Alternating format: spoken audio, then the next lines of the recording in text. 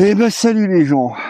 Bon alors, ouais, avant de commencer une vidéo, en général, je me regarde vite fait, voir si j'ai pas les cheveux en bataille, si je suis pas trop en vrac. Mais vous voyez, j'aime pas bien passer trop de temps là-dessus. Vous voyez, c'est pas comme si je prenais absolument pas soin de moi. C'est plutôt, je veux pas euh, faire ce qu'il faut. Vous voyez, ça c'est un des, comment dire, un des désaccords que j'ai vis-à-vis du stoïcisme. Pour un stoïque pur et dur, hein, Épictète ou, enfin bref, peu importe. Non, si, Épictète. Il faut, voilà, tu veux quelque chose, fais ce qu'il faut pour l'obtenir.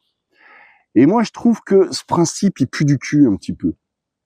Alors, c'est logique, hein. Je suis d'accord. C'est vrai que le monde il est fait comme ça, que c'est logique. C'est un petit peu, vous voyez, je vois ça dans cette démarche, un petit peu ce que je pourrais avoir à reprocher à Machiavel ou dans un autre style à Schopenhauer quand il nous écrit tout ce qu'il faut bien faire dans une discussion, enfin dans comment dire, dans un débat, pour gagner le débat, remporter le débat, même si t'as pas raison, tu parles pas de vérité, non, au contraire, on s'en fout dans le débat de la vérité. Ce qui compte, c'est gagner le débat, c'est remporter l'adhésion des spectateurs. Et, et donc voilà, dans ce côté qu'ont les stoïciens de vouloir faire ce qu'il faut, moi, il y a quelque chose qui me plaît pas. Et en fait, je vais vous reparler d'un truc que j'avais déjà évoqué il y a longtemps de ça. J'ai un souvenir de gosse. Enfin, je crois que je l'avais déjà évoqué. Un souvenir de gosse, moi, qui m'a un peu traumatisé. Enfin, pas traumatisé, non, mais je sais pas comment le définir mieux que ça. C'est-à-dire que ça se passait à Vito, en fait. Hein, ça se passait ici. Et il y avait à l'époque, donc moi je parle d'une époque où j'avais 17 ans, quoi, on va dire, 16 ans, ouais, on va dire. Et à cette époque-là, donc, il y avait ce qu'on appelait le baloche. Bon, ça fait très longtemps qu'il y en a plus sur Vito qui viennent, mais voilà, c'était le bal démontable, vous savez, ça vient pour la nuit du samedi soir. Il y a soirée, il y a 500 personnes dans la salle, et puis le dimanche, il démonte et il se casse. Et ça revient comme ça une fois tous les 6 mois, un an, voilà. C'était le baloche. Et pendant cette soirée-là, donc j'étais venu avec les copains avec qui je traînais à l'époque. Et enfin, faudrait que je vous raconte une petite anecdote à ce propos-là. Mais bon, je vais pas me disperser maintenant. Si j'y pense, je le ferai plus tard. À propos des copains de l'époque. Ouais, donc, et j'étais voilà, au baloche avec les copains de l'époque.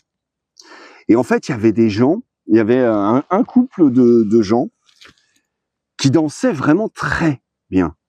Mais vraiment, ils étaient passionnés, ils étaient à fond dans leur truc, ils rataient pas un pas, et puis très expansifs, très... Et moi, en fait, en voyant ça, je me disais, putain, qu'est-ce qu'ils ont envie d'être vus, d'être remarqués, d'être au centre de l'attention.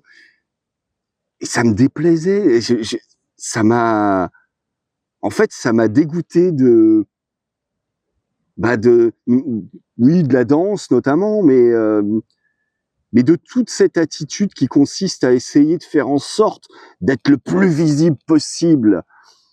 Non pas parce que t'es dans un moment d'exaltation et que t'en as rien à foutre et que tu rigoles avec tes copains. Non, non. Ces gens qui te font exprès de se montrer, voyez qui je suis un petit peu. Vous avez vu le personnage. Vous savez, hein, quand je vous parle du storytelling ou de s'inventer une petite vie, tout ça, voilà, c'est un peu de ça dont il est question. Et en fait, moi, cette histoire-là, elle m'a doublement traumatisé, en fait, C'est-à-dire qu'une fois, donc j'étais avec le Franck là, et puis une copine à lui qui était là pour bosser dans son atelier. Et je sais plus comment c'était venu dans la discussion. Je leur raconte cette anecdote là. Et le mal à l'aise que j'avais ressenti moi à ce moment-là, c'était un sentiment, voilà, je sais pas, même aujourd'hui, je sais pas trop comment je peux l'expliquer. Toujours est-il que je m'étais senti mal à l'aise et je leur en avais fait part. Et en fait, ils m'ont sorti cette phrase qu'on entend des fois. Je sais plus si c'était lequel des deux, ça doit être le Franck, lui, son côté, qui se prend pour un artiste un peu.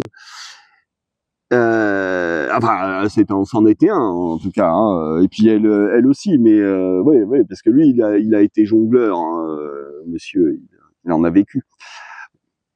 Grand bien lui fasse. Mais toujours est-il que voilà, en tant qu'artiste, lui, il me sortait cette phrase. Mais la vie, c'est une pièce de théâtre où chacun a son rôle à jouer, tu vois. Bah, ça veut dire que personne n'est vrai, personne n'est authentique, si c'est ça. Tout le monde joue un rôle, fait semblant, ment, manipule. Alors je sais pas moi les autres, hein, ce qu'ils en pensent, ce qu'ils ont envie de faire de leur vie, tout ça. Moi je sais que ça m'avait... Non, je suis désolé, j'adhère pas à ça, moi. Non. Donc c'est pareil, le coup de faire ce qu'il faut. En fait, c'est justement un des trucs qui fait que malgré le fait que oui, bah, je peux sembler très à l'aise et tout ça, comment se fait-il que je drague pas des gonzesses et tout ça? Bah, c'est le côté faire ce qu'il faut. Ça a rien de vrai, d'authentique. Je veux dire, c'est de la manipulation. Hein, c'est vivre dans une pièce de théâtre, faire comme si on était le personnage principal de l'histoire. Et ça, moi, j'ai toujours eu beaucoup de mal avec ça. Et je me disais, enfin, je veux dire, c'est pas comme si j'avais jamais eu de gonzesse dans ma vie. Et justement, comment est-ce que je les ai eues?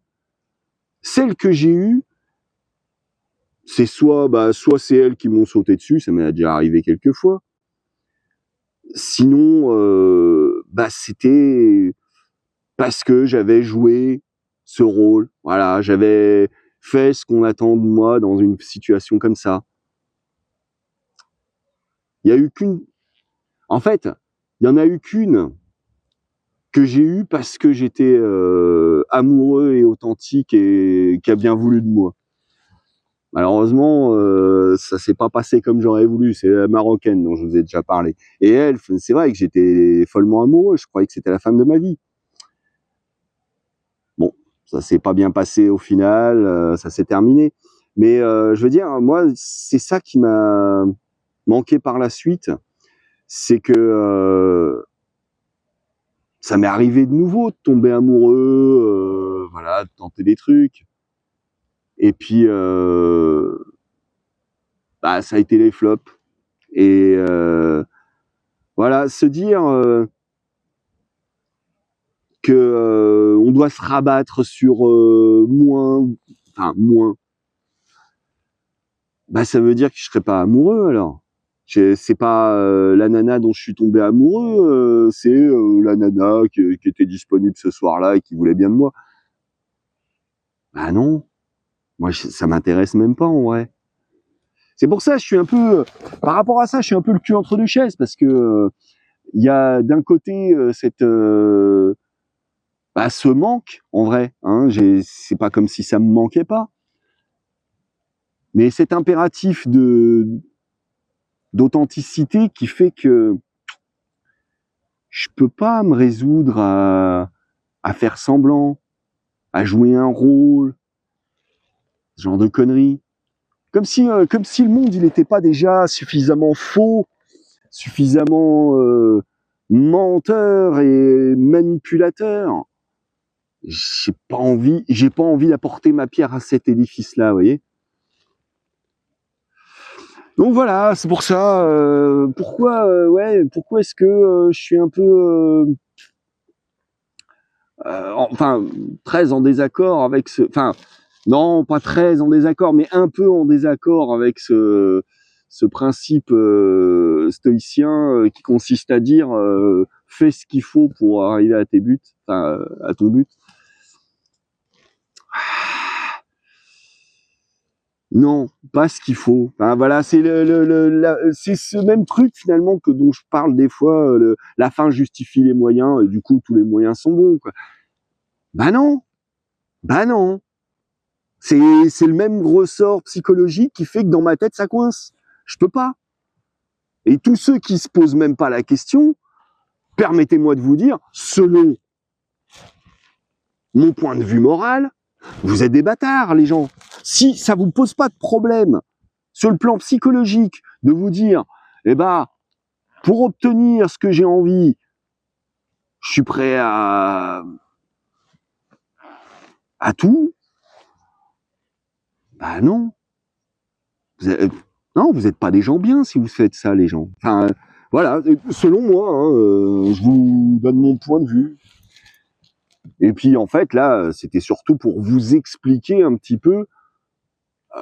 Finalement, c'est toute une part de ma psychologie. Qu'est-ce qui fait que je bloque dans certaines situations alors que j'ai l'air pourtant tout à fait à l'aise et décontracté du gland. Ouais, peut-être. Mais d'un autre côté, c'est une volonté que de me retenir, que de ne pas céder à mes pulsions, justement refuser d'être l'esclave de ces pulsions. Moi, il me semble que c'est plutôt sain dans dans un désir de mener sa vie de façon, je dirais éthique. Ah, c'est pas évident, hein, ça veut dire, c'est pas parce que j'aime pas m'énerver que ça m'arrive jamais de m'énerver. Hein, c'est comme l'autre fois là dans les deux vidéos là où je parlais de l'autre trou de balle là. Je vous ai fait des vidéos, c'était pas pour appuyer sur le truc et garder non, non, non. Bien sûr que ça m'a gonflé, mais pas non plus tant que ça. Mais simplement, ça me servait de prétexte pour parler des ressorts psychologiques qui peuvent se produire en moi, mais qui se produisent en vous aussi. Je crois qu'on est à peu près fait de la même façon, les gens. Hein. Donc, si le fait que moi j'en parle, en parlant de mes expériences personnelles, si ça vous permet de vous dire que ah ouais, bien, ah mais putain, j'avais pas pensé, mais c'est vrai que ça se passe comme ça dans ma tête aussi. Bah, peut-être que ça pourra faire avancer le schmilblick. Et on est tous gagnants. Moi, je veux dire, à la limite, moi, je suis le perdant dans l'histoire, hein, parce que moi, je vous dévoile des parties intimes de ma personnalité. Je vous fais part de choses qui sont que je ressens profondément, moi. Je vous montre mon cul, comme je dis des fois. Et bah, voilà, moi, à la limite, je suis une cible hein, pour les trous de balles et dans ce genre-là. Mais je m'en bats les couilles. C'est pas ça qui compte pour moi. Moi, ce qui compte, c'est est-ce que ça pourrait, par hasard, être utile à quelqu'un d'autre? Voilà, à vous de savoir ce que vous voulez en faire, en fait. Ça peut être du voyeurisme, hein, je suis bien persuadé qu'il doit y en avoir. Ça existe des gens comme ça, donc pourquoi pas sur ma chaîne aussi. Ça peut être pour d'autres raisons, je sais pas, chacun ses raisons.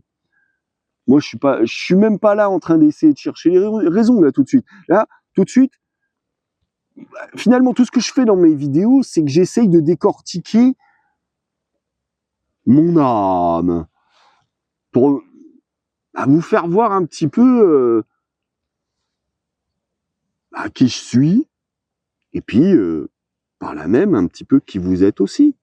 Hein, peut-être que j'aurai des mots qui sauront toucher quelque chose à l'intérieur de vous, ah ouais, c'est vrai, ça me parle ça. J'ai déjà vu ça chez d'autres ou chez moi. Voilà. Bon voilà. C'est bon, parce qu'en fait là je parle, je parle beaucoup de philosophie, je parle pas mal du stoïcisme, hein, parce que c'est vrai que c'est une très intéressante philosophie. Il n'y a pas à dire là-dessus. Hein. Justement, avant de connaître, savoir en quoi consistait vraiment le stoïcisme, finalement, je m'appliquais des tas comment dire, de pratiques stoïciennes à moi-même, de par ma propre expérience de la vie, des choses, j'en ai été venu aux mêmes conclusions.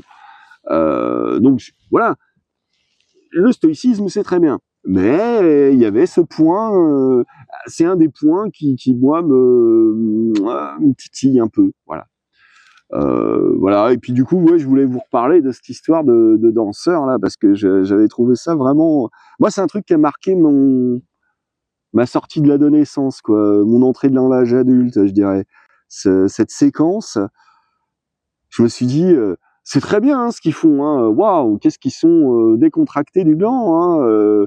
Ils s'assument et tout. Ils dansaient très bien, hein, c'était limite beau à voir, hein, même si j'en ai un peu rien à foutre de la danse. Mais moi, je me suis dit, j'ai pas envie de ça.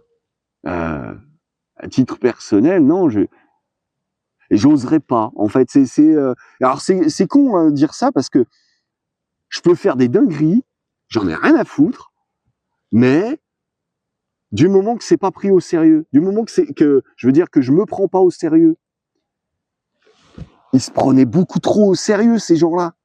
Pour moi, je veux bien faire une dinguerie pour de rire, mais ou alors vraiment sérieusement, mais pas trop sérieux pour ce que c'est. Voilà, c'était un peu ça l'idée, quoi. Je sais pas, il y a quelque chose qui moi me dérangeait, voilà, vraiment là-dedans. Il me dérange toujours. Hein, j'ai toujours pas résolu le problème qui se pose en moi à ce moment-là. Hein, je sais pas. Voilà, j'y réfléchis encore. Bon allez, je m'arrête là pour aujourd'hui. Allez, ciao les gens.